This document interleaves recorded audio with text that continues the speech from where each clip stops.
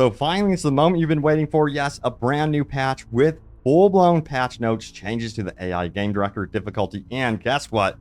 Yes, our bolter weapons are getting much needed love, buffs through and through. We'll talk about it because we're going to start from the very beginning together. This is my first time reading this over, and it looks like we're getting a public test server as well. More on that in just a moment. Let's dive into this right now. So it says, "Hi, Space Marines.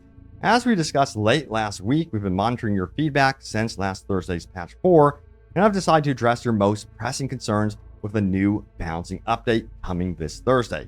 Before we get to the details of the new patch, we want to thank you all for being so involved with the game and making your opinions heard. While we noticed criticisms with regards to difficulty adjustments, and rightly so, we also like to thank you for your very positive feedback on the new termination map. No matter the feedback, we're grateful that you feel so passionate about Warhammer 40K Space Marine 2. The key takeaway for me personally is that I forgot that once the game comes out, it's no longer a dev's game. It's yours first and foremost." I love how they are treating their community. I just love it. So it says, "This is why moving forward, we'd like to harness this energy by establishing a public test server. They would let you try out major balancing updates and make your voices heard before they're pushed onto public branches.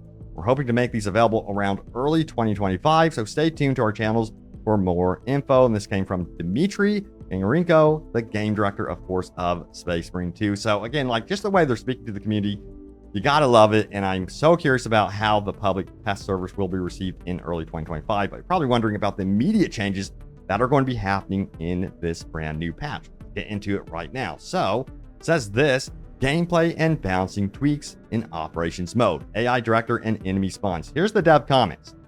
"Here was our reasoning before patch 4. When the game came out in September, the ruthless difficulty win rate hovered around 60%. Weeks later, and with the changes introduced by patch 3, we saw that the same win rate had jumped to over 80%, and we received a lot of feedback stating that the game had become too easy even at its maximum difficulty at the time.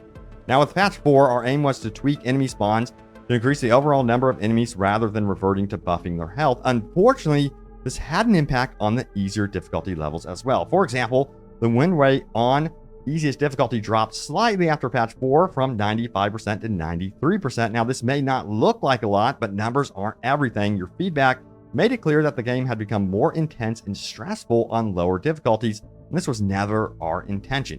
As I personally emphasized in interviews, Space Marine 2 is all about the power of fantasy, and patch 4 negatively impacted it for many of you. This is why we're rolling back these changes. Extremist enemy spawn rates in minimal, average, and substantial difficulties will revert back to their pre-patch 4 levels and will be significantly reduced in ruthless difficulty to hopefully strike a balance between how hard the game was at launch and how easy it became with patch 3. And here's the specifics about what's going on around that. Minimal, average, and substantial difficulties reduce spawn rate of extremist enemies to match pre-patch 4 levels, of course, and ruthless difficulty significantly once again reduce spawn rate of extremist enemies. Let me know how you guys are taking this news, by the way, if you're upset by it or not. But overall, I think this is going to be a step in the right direction because lethal is going to be where it's at when it comes to like the hardcore challenge of the game, which is how it should be. But we've got to talk about weapons, more specifically bolter weapons. So check it out right here. Weapons. Now this only applies to operations mode. Here we go.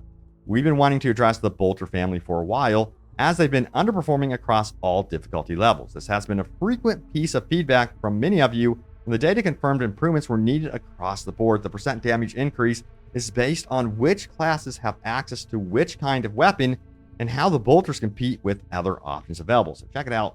Through and through, buffs for pretty much every single bolter weapon in the game, all the way from 5%, as you can see with the heavy bolter, clear up to 20% damage increase for the auto bolt rifle. I cannot wait to try this out because through and through, yes, the bolter weapons are by far my favorite weapons in the game. So this gets me super hyped that finally I feel like I'm going to be able to like be at home. You know what I mean? Because these are like the most iconic weapons in the 40K universe. All right, so let's talk about, check it out right here, difficulty. So ruthless player armor is increased by 10%. Here's the comments about that one. So we are partially rolling back the change from the previous patch on ruthless difficulty following your feedback with patch 4.1.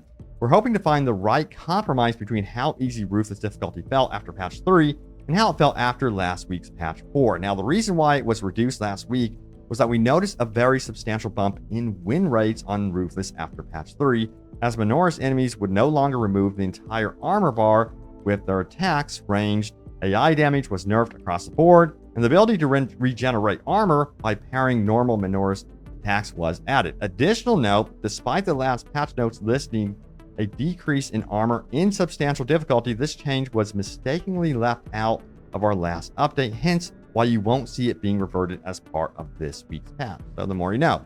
Now, lethal type formation system is removed. Tons of you will be jumping up and down for joy for this one. So before anything else, let us clarify our reasoning for the introduction of this mechanic. As we worked on adding a new difficulty tier, we needed to make sure this new challenge was meaningful and interesting. With type formation, our objective was to add a new layer of challenge for most skilled players by adding horizontal progression rather than just vertical progression, dealing more damage to ever stronger enemies, that sort of thing. Now, this game is about the power of fantasy, and enemies that take dozens of melee hits break it.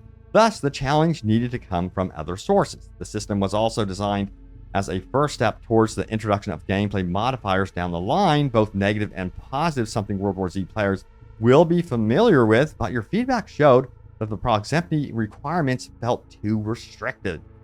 Classes like Assault and Vanguard felt especially penalized, as playing them effectively requires a certain freedom of movement. As a result, we're removing the system entirely, and we'll continue to work on modifiers until they're ready. We will continue to monitor your feedback after the deployment of patch 4.1 to make sure lethal difficulty feels as challenging and rewarding as it should. So, some teases to an actual modifier system coming up here in Space Marine 2. I am so curious to see how you guys take that news as well. Do you like modifiers? Don't like modifiers? It might make it interesting, especially like toggling off stuff like that. But let's talk about AI. So, here's the comments.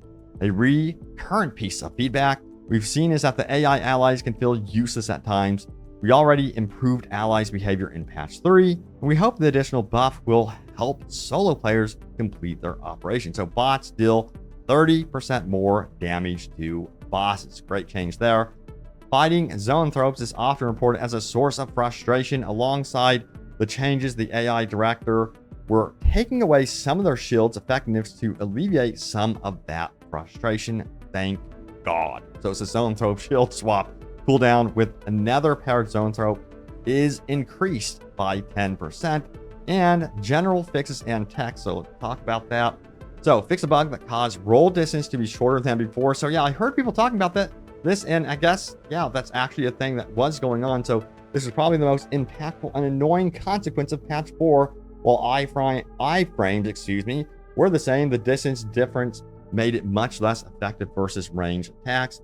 With this bug fixed, you should feel a great improvement in your fights against ranged enemies and bosses. They also fix a bug with unlocking lethal difficulty reward decals and crash fixes and general stability improvements. Now they go on to say this: our teams are constantly working on improvements to the game's stability. The patch is no exception, so you should encounter fewer crashes, which, by the way, they did state previously that update 4 before this was actually causing even more crashes. So hopefully finally this mellows out and we aren't experiencing as many crashes. I myself noticed more and more crashes. So anyway, that does it for the blog post. Let me know what you guys think of the changes so far. This sounds like an excellent update, and I think a lot of you guys will be very, very happy about what is happening with Space Marine 2. But let's go over your top comments from my most recent video. So let's do this. Remember, smack that subscribe button if you are brand new, and do not forget to leave a comment down below, because you never know, it could end up right here in a future video. And it's weird, the comments are like sometimes sorted by,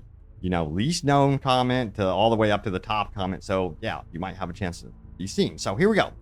It's not an AI director. The Tyranid swarm is adapting rapidly. This one made me laugh. It sure does seem that way, doesn't it?